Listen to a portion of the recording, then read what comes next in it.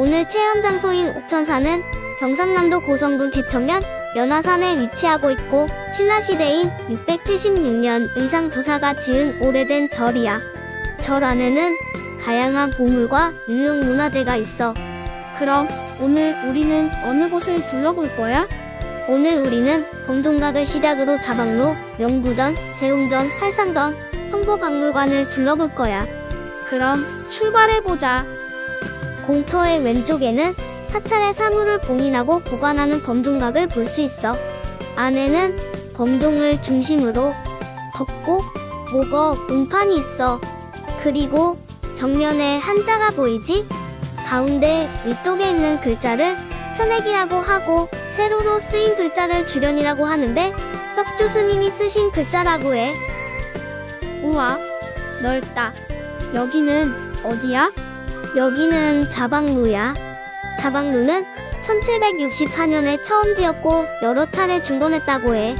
자방루는 불교를 공부하거나 절의 행사 때 쓰이는 기구 등을 보관하는 장소로 사용되었고 임진왜란 때는 사찰을 보호하는 방어 장소로 이용했을 것으로 추정해. 그러한 역사적 가치를 인정받아 자방루는 2022년 12월 28일에 보물로 지정되었어. 최근에 보물로 지정됐다니 정말 역사적 가치가 높은 건물이구나. 그럼 다음 장소인 명부전으로 가보자. 명부전은 내가 알아. 오, 그래? 응, 명부전은 1985년 11월 14일 경상남도 문화재 자료로 지정되었고 축척성에 현판을 걸고 왕실의 안녕을 기원하였다고 전해지는 건물이야. 나도 아는 거 있어. 뭔데? 명부전 안에는 본존인 지장상을 중심으로 가오의 도명존자와 묵두기왕 사상 등 21구의 불상이 봉안되어 있어. 불상의 제작 시기는 1670년이고 조선 후기 불교조각 연구의 기준작으로 자료적 가치로도 높은 작품이라고 해. 오, 그건 몰랐네. 그럼 다음 장소로 가보자. 대웅전이다. 대웅전은 유명해서 나도 알아. 그래? 응, 여기는 대웅전 내부에 있는 석도선불 좌상 및 목조대자야. 그리고 경남 유형문화재 제629호로 지정도 되었어. 오, 아까 봤던 법종처럼 멋있고 대단한 곳이네. 여기는 팔상전이야. 오, 팔상전 이름이 예쁘다. 그치? 팔상전은 부처님이 일대기를 8개의 탱화로 그려서 봉안한 정각을 의미하는데 일반적인 절에서는 볼 수 없고 규모가 꽤 큰 사찰에서만 볼 수 있어. 아, 그럼 옥천사가 규모가 큰 절인 것을 알 수 있네. 보장각에는 옥천사의 성보 즉 불교 문화재를 보관하는 성보박물관이 있어. 2002년 2월 유물전시관으로 개관하였고 성보 문화재를 잘 보존하고 불자들에게 전하기 위해 만들어진 성보박물관 내부에는 많은 유물들과 보물들이 있어. 성보박물관의 유명한 문화재들을 하나씩 살펴보자. 먼저 고성 옥천사 청동향로야. 향로는 절에서 마음의 때를 씻어준다는 의미를 가진 향을 피우는데 사용하는 도구를 말해. 높이는 23cm, 입 지름은 27.5cm인 청동으로 만들어진 조선시대 향로야. 안쪽으로 의령수 도사라고 점선으로 새긴 글자가 있어. 향로 봉체의 둘레에는 4곳의 꽃 모양으로 창을 만들고 그 안에 봉황을 담은 공간에는 빈틈없이 덩굴 무늬를 새겨 넣었어. 조선 순조 16년에 보수하였다는 글씨도 새겨져 있어. 이 향로는 고려 후기에서 조선 전기에 만든 것으로 추정하고 1972년 2월 12일에 경상남도 유형문화재 제59호로 지정되었어. 두 번째 문화재는 고성 옥천사 동동이야. 종을 매든 고리에는 2마리의 용이 서로 등지고 앉아 여의주를 물고 하늘로 오를 듯한 모습을 하고 있어. 종의 위쪽 띠에는 이자식으로 연결된 80여 자의 글자가 새겨 있으며 아래쪽 띠에는 연꽃 덩굴 무늬가 새겨 있다. 글자 아래에는 4곳의 정사각형의 유곽이 배치되어 있는데 유곽은 덩굴 무늬를 그려 만들었어.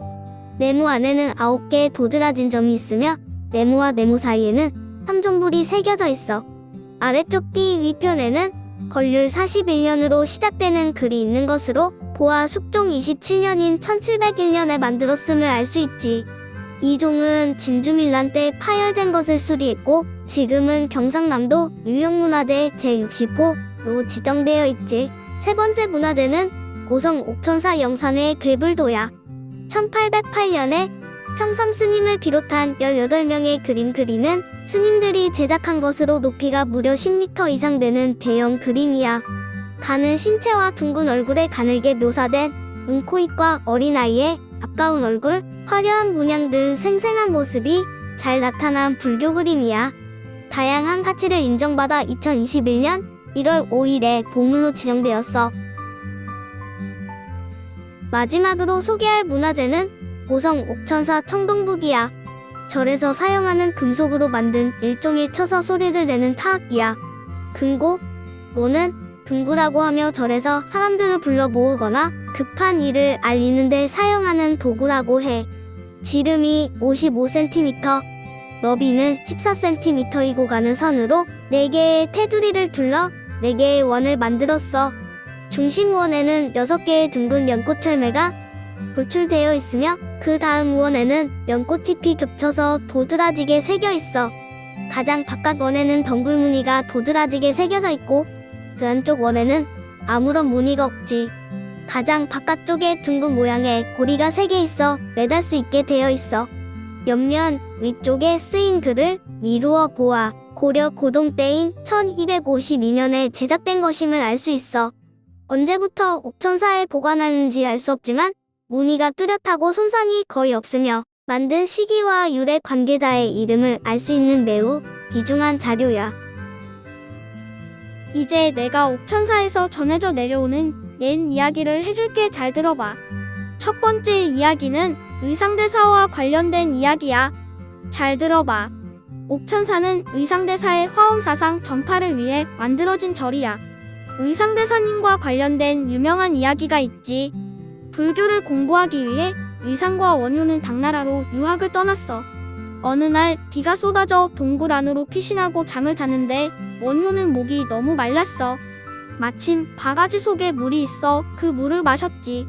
어찌나 달콤하고 시원하던지 날이 밝고 보니 그 동굴은 무덤이었고 밤에 맛있게 먹었던 물이 해골바가지 물이었다는 이야기야. 결국 원효는 신라로 돌아가고 의상은 당나라로 유학길을 혼자 떠났다는 이야기야. 그렇게 당나라로 간 의상은 중국 화엄종의 시조인 지엄에게 화엄학을 배우기 위해 그를 만났어. 지엄에게서 화엄을 배워 귀국한 의상대사는 연화산에 옥천사를 지었어. 신라인들에게 체계적으로 화엄학을 전하기 위해서였지. 그리고 통일신라의 당위성을 뒷받침해주며 신라인에게 가까이 다가갔고 1000년이 넘도록 고성 사람들의 신앙의 터가 되어온 거야. 두 번째 이야기는 옥천사의 이름을 갖게 한 옥천각 이야기야. 1958년 옥천이 흐르는 곳에 저수조를 만들어 놓고 한 칸자리 집을 지었어. 옥천각의 보호를 받으며 밤낮 없이 맑고 깨끗한 물이 흐르고 있어. 전해오는 이야기로 옥천사는 창건되기 전부터 샘물이 솟아나왔다고 해. 절이 창건되었을 때 샘에서 일정 양의 공양미가 흘러나왔다고 하는데 어느 날 공양조 보살이 더 많은 공양미를 얻기 위해 바위를 깨뜨리고 샘을 헐었다지 뭐야. 그 이후 공양미도 물도 끊어졌다고 해. 그 이후 사람들의 어리석은 욕심을 반성하며 기도를 했다고 해. 그러자 샘물이 전과 같이 흘러나왔지만 공양미는 영원히 나오지 않았다는 이야기야. 물이 끊어지고 다시 나올 때 연꽃 한 송이가 피어났대. 이때부터 옥천의 물을 마시면 정신이 맑아지고 아픈 곳도 낫게 한다는 이야기도 함께 전해온다는 거야. 연화산의 전기를 받아 끊임없이 흘러나오는 옥천수는 1987년 고성 군수에 의해 한국의 석수로 선정되었다는 내용이 담긴 비석이 세워져 있어. 옥천사는 절에 창건된 후 10차례의 중건을 거치는 동안 당시의 건물은 한 채도 남지 않았어. 오늘날 남아있는 건물들은 대부분 조선 후기에 지은 건물이라고 해. 조선시대 오면서 불교를 배척하는 정책으로 인해 겨우 유지하게 되었어. 그러다 임진왜란과 정유재란을 만나게 되고 불교의 힘으로 나라를 구하고자 승병을 조직하고 그 근영지로서 고성, 사천 등지의 외적과 맞서 싸웠다. 그러나 적에 의해 불타버렸지. 정말 슬퍼. 그러한 위기 속에서도 꿋꿋이 다시 일어서 지금의 옥천사를 유지하고 있는 거야.